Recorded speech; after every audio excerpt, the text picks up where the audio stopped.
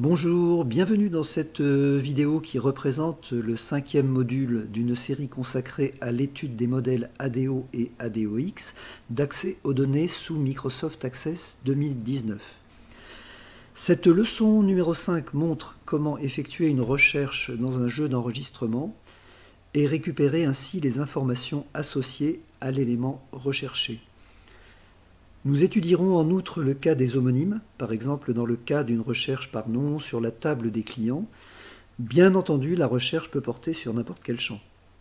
Nous verrons également une recherche effectuée à partir d'un paramètre passé à la procédure. D'ailleurs, nous utiliserons cette procédure sur un cas concret mettant en jeu deux formulaires, le premier pour la recherche et le second pour l'affichage du résultat. Je vous souhaite une bonne formation et surtout n'hésitez pas à faire des commentaires ou à poser des questions. Voyons pour commencer une première recherche qui porte sur la table des clients. J'ai récupéré le code d'une précédente procédure. Maintenant, nous savons faire concernant les différentes déclarations pour arriver à l'ouverture d'un record set. Dans ce cas précis, j'ai utilisé le paramètre ADOpenStatic qui en fait ouvre la table en lecture seule. Effectivement, dans le cadre d'une recherche, il n'y a pas lieu d'ouvrir une table qui permettrait d'effectuer des modifications. Voyons tout de suite la suite. Une fois la table ouverte, eh bien, nous allons immédiatement effectuer une recherche avec la méthode find. Donc rs.find, et nous allons voir la syntaxe pour rechercher un nom précis, par exemple, dans la table client, un nom de client précis. Sachant que le champ est nommé nom, donc nous reprenons le nom du champ, nom entre crochets égal, et ici on ouvre les simples cotes. Je vais rentrer le nom Perret, puisque je sais qu'il existe. Et je ferme les simples cotes et je ferme les doubles cotes.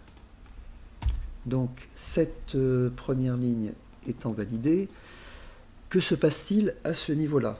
Eh bien, soit il a trouvé, soit il n'a pas trouvé.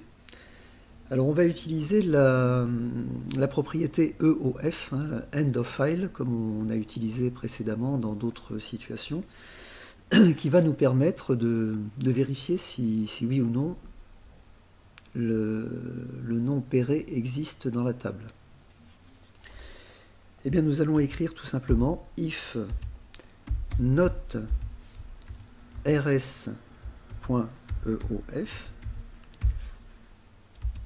then, en clair, on lui dit si tu n'es pas en fin de fichier, alors, eh bien alors c'est qu'il a trouvé.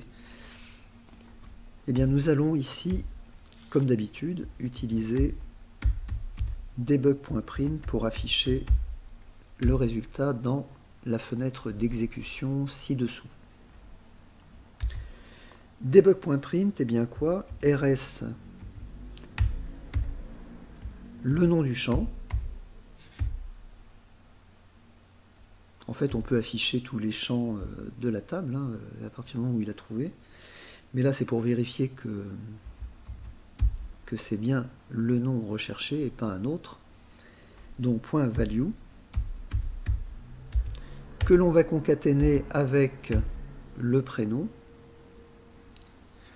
Alors, on va mettre un petit espace au milieu, comme toujours, dans une concaténation pour éviter que les éléments soient collés. Donc voilà, un petit espace de cette manière, que l'on va concaténer avec le prénom, rs, entre parenthèses, et entre guillemets, prénom, point value. Voilà, on va s'arrêter là. On ne va pas insérer les autres champs de la table, mais on pourrait évidemment le faire. Et ici, on termine notre endif. Et pour terminer, la fermeture du record set comme on l'a fait jusqu'à présent, rs.close. Je vais remonter le nsub, qui est un petit peu loin, voilà, nsub, et notre procédure est en principe opérationnelle, elle recherche le nom Perret. Si ce nom existe, eh bien notre procédure va afficher le nom et le prénom dans la fenêtre d'exécution. Eh bien allons-y, positionnons-nous sur la procédure et la touche F5 pour exécuter, ou comme je vous l'avais dit précédemment, le bouton qui se trouve dans la barre d'outils exécuter sub. Donc la touche F5, et ici vous voyez que dans la fenêtre d'exécution il affiche Perret, ines, donc qui existe. Maintenant nous allons créer une procédure presque identique, mais qui va permettre le passage d'un paramètre. C'est-à-dire que cette procédure pourrait être utilisée depuis un formulaire avec saisie de la part de l'utilisateur du nom recherché, et la valeur saisie par l'utilisateur va être réceptionnée dans un paramètre que nous allons créer. Alors on va tout simplement faire un copier-coller de cette procédure, puisqu'il va y avoir des modifications, mais elles sont mineures. Donc CTRL-C, CTRL-V. Cette procédure, je vais la nommer rush2, parce qu'évidemment, il ne peut pas y avoir d'homonyme au niveau des noms de procédure. Première chose, un paramètre de réception de la valeur qui sera nr, que je nomme nr, hein, on peut donner le nom qu'on veut. Alors nr pour non recherché, as string, donc c'est une variable type chaîne de caractères. Maintenant, la recherche ne va pas porter comme ici sur le nom Perret, mais sur l'élément saisi par l'utilisateur et renvoyé dans cette variable nr. Alors pour cela, on va légèrement modifier la chaîne de caractères ici. Alors on va conserver les simples cotes, mais là on va concaténer avec nr, c'est-à-dire la variable qui remplace en fait le nom Perret qui est affiché ici en dur, et la suite, concaténation, cette fois, alors j'efface le nom Perret, avec la simple cote qu'il ne faut pas oublier, sinon ça génère une erreur. Donc vous voyez, c'est une chaîne de caractères avec 3 blocs. Et en principe, ça devrait fonctionner.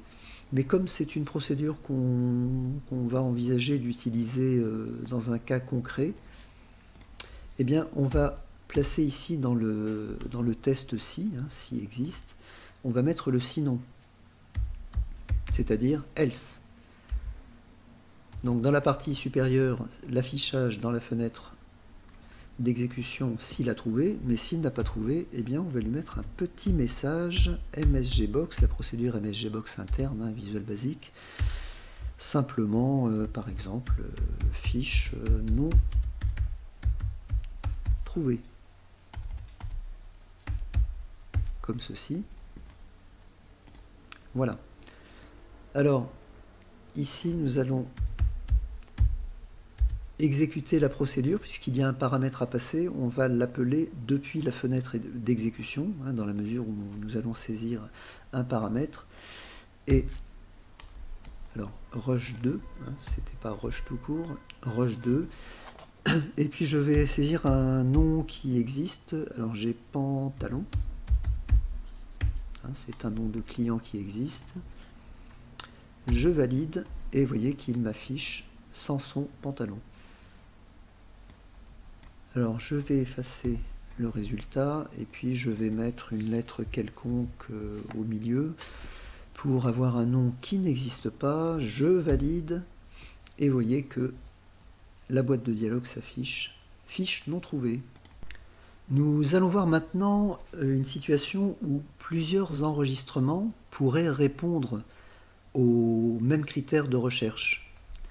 Alors pour cela, nous allons faire un copier-coller de la procédure rush1, CTRL-C, on se positionne à la fin, CTRL-V, et nous allons renommer cette procédure Rush 3.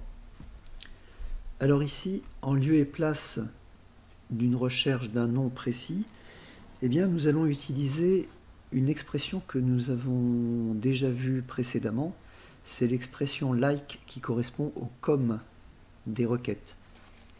Alors pour cela, je vais effacer ici la suite, le signe égal, et je vais écrire nom like, et nous avons la possibilité d'utiliser, comme dans les expressions comme des requêtes standards, le caractère générique qui sera par exemple, alors d'abord la lettre, tout ce qui commence par D, et le caractère générique étoile. Alors ici l'étoile fonctionne. Précédemment on avait vu que dans les chaînes SQL qui utilisaient l'expression like, il fallait utiliser non pas l'étoile mais le caractère %. Alors là curieusement, eh bien, le caractère étoile fonctionne, mais d'ailleurs le caractère % également. Donc on le verra, on fera un petit essai. Et je ferme évidemment les doubles cotes pour fermer la chaîne de caractères. Donc là je demande qu'il m'affiche, qu'il recherche l'ensemble des noms qui commencent par la lettre D. Alors il va y avoir une petite modification ici. Ce n'est pas if, mais on va faire une boucle do until rs.eof. Donc on va faire une boucle dans le jeu d'enregistrement pour faire ressortir tous les éléments qui correspondent à ce critère de recherche. Donc do until rs.eof. S'il trouve, eh bien, il affiche le nom et le prénom dans la fenêtre d'exécution. Mais la petite variante, il faut rappeler la méthode find, puisque si on continue en séquence dans le fichier, il va ressortir en fait des éléments qui ne répondent pas aux critères, à savoir commençant par la lettre D. Donc il faut re-rentrer la méthode find, donc par un simple copier-coller, mais là on va lui passer des paramètres, à savoir un qui correspond à la recherche à partir de l'enregistrement suivant, parce que sinon il risque de tourner en boucle en nous affichant systématiquement le même enregistrement. Et on va lui indiquer en plus, troisième paramètre, d'aller toujours vers l'avant. Ça c'est encore une sécurité pour éviter qu'il revienne sur le même enregistrement. Donc AD Search Forward, donc c'est vers l'avant, mais on pourrait envisager une recherche vers l'arrière, avec l'autre paramètre, comme ceci. Et là, donc nous ne sommes plus dans un if and if, on termine la boucle de cette façon. rs.close, toujours comme précédemment. Donc maintenant, voyons à l'exécution ce que cela donne. Donc là, cette fois, il n'y a pas de paramètres. Je peux directement appuyer sur la touche F5 et vous voyez que il m'affiche effectivement tous les clients dont la première lettre du nom est un D. Concernant cette dernière procédure, je vais revenir légèrement en arrière sur deux petits points. Je vous avais spécifié qu'on pouvait utiliser le caractère générique %. Là, j'avais mis l'étoile. Donc, on va vérifier que effectivement ce caractère fonctionne. Et avec la touche exécution F5, nous obtenons le même résultat. Donc, étoile ou %. Le deuxième point ici, c'est par rapport aux procédures précédentes. Lorsque nous avions balayé tous les enregistrements, on utilisait la méthode moveNext. Ici, c'est un peu la même chose. Le find est proche du move next, à la différence près qu'en fait, il fait des sauts de puce sur les éléments qui répondent aux critères.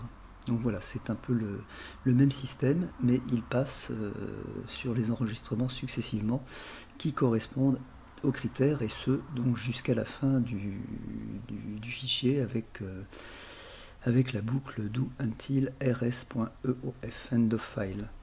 Voilà. Voyons pour terminer un cas concret utilisant les techniques de programmation que nous venons d'étudier. Il s'agit ici d'un formulaire de recherche qui permettra de saisir un nom de client. Après un clic sur le bouton « Rechercher », un second formulaire s'ouvrira et affichera le ou les clients dont le nom correspond à la recherche. Pour le moment, ce formulaire affiche tous les enregistrements de la table client comme nous allons le voir. FRM client, 1 sur 16, donc nous avons l'intégralité des clients de la table client. Donc c'est un formulaire tout à fait standard, réalisé avec l'assistant. Il n'a rien de particulier, sinon qu'il affiche tous les enregistrements. Je vais refermer. Maintenant, voyons le formulaire de recherche que j'ouvre en mode formulaire. Il comporte une étiquette, il comporte une zone de saisie et un bouton rechercher. Passons maintenant en mode création et on va s'attarder sur la zone de saisie, qui est une zone de texte que l'on a ici dans la boîte des contrôles, que j'ai nommé, on le voit donc dans la fenêtre des propriétés ici, txt underscore nom.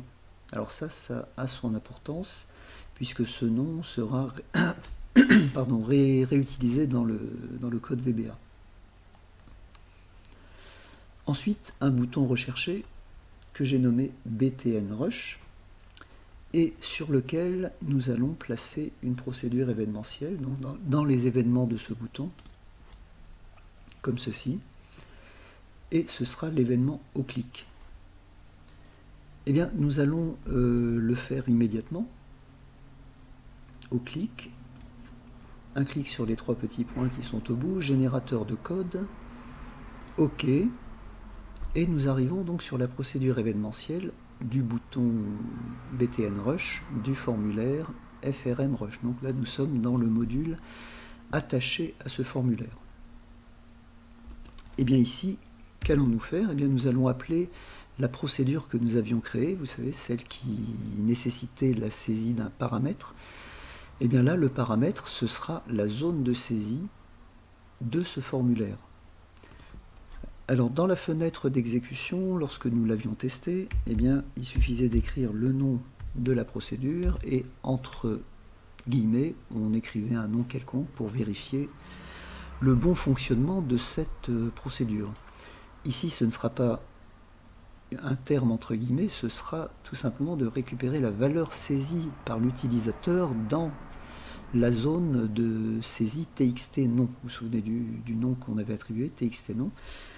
Eh bien, on a la possibilité ici de préciser l'expression me, qui veut dire moi-même, formulaire courant, et qui va bien nous aider puisque l'avantage c'est qu'une liste s'affiche et il suffit à ce moment-là de taper les premières lettres de l'objet, du contrôle concerné. Vous voyez là, immédiatement, j'ai txt nom. Je double-clique pour terminer la saisie. Et c'est tout. En fait, on pourrait presque considérer que nous avons terminé. Mais on va tout de même vérifier. Alors je vais enregistrer, je repasse sur le formulaire, alors je le referme, et je vais me placer en situation utilisateur. J'ouvre donc ce formulaire et je vais saisir un nom existant. Je clique sur le bouton rechercher et il ne se passe rien. Alors, allons voir de plus près pourquoi.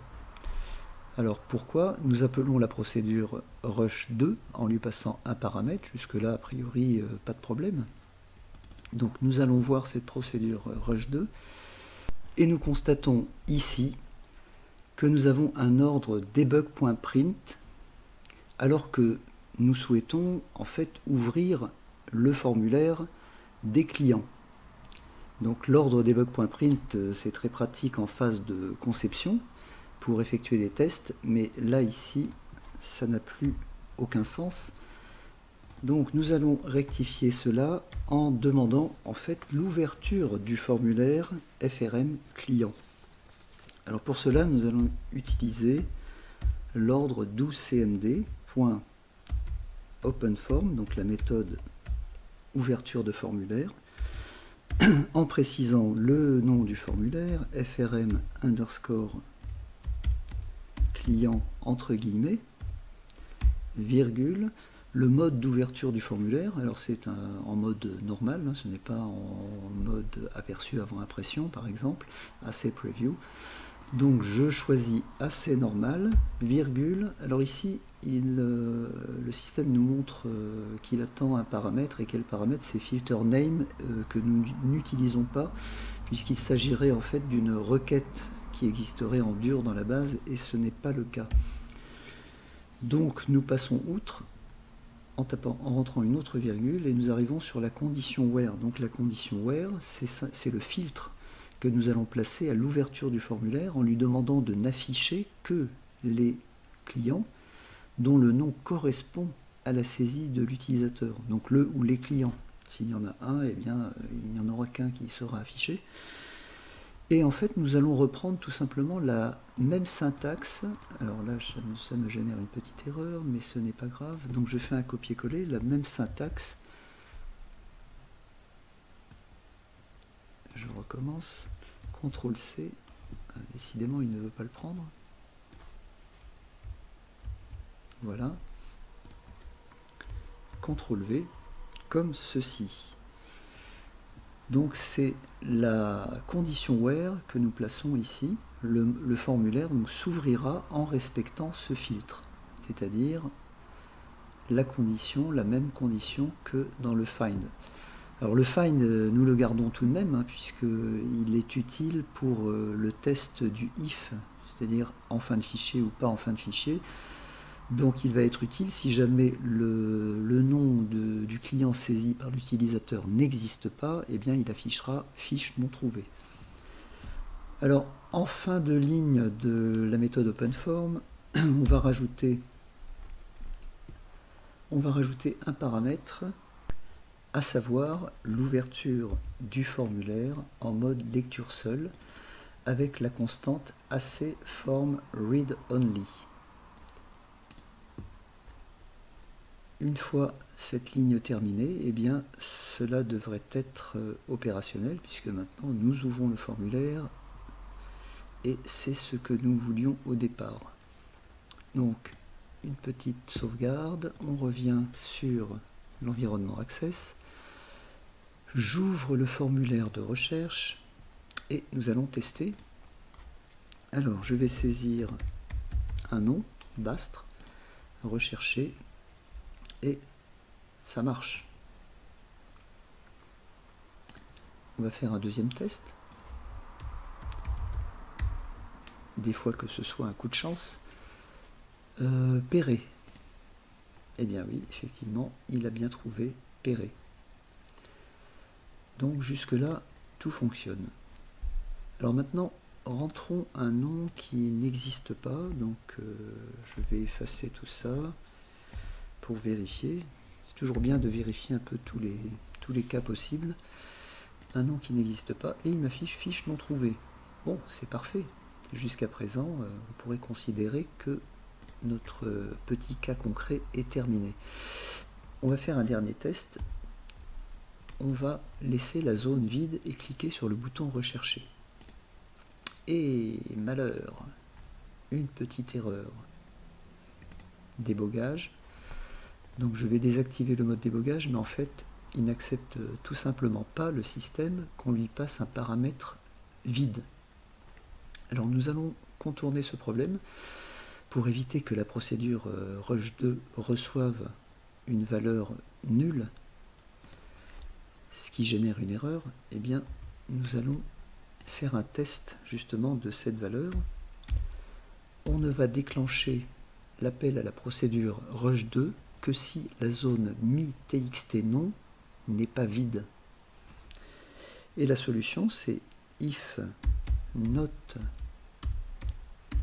is nul. En fait, on lui dit si ce n'est pas vide, mais quoi, entre parenthèses, eh bien nous reprenons le nom mi-txt non, comme ceci. Then, alors, et là, on fait appel à la procédure, comme ceci. Endif. Voilà, donc normalement, là, nous avons contourné l'erreur de la zone restée vide. Je vais enregistrer, je vais revenir en arrière sur le formulaire, on va même le refermer pour repartir de 0.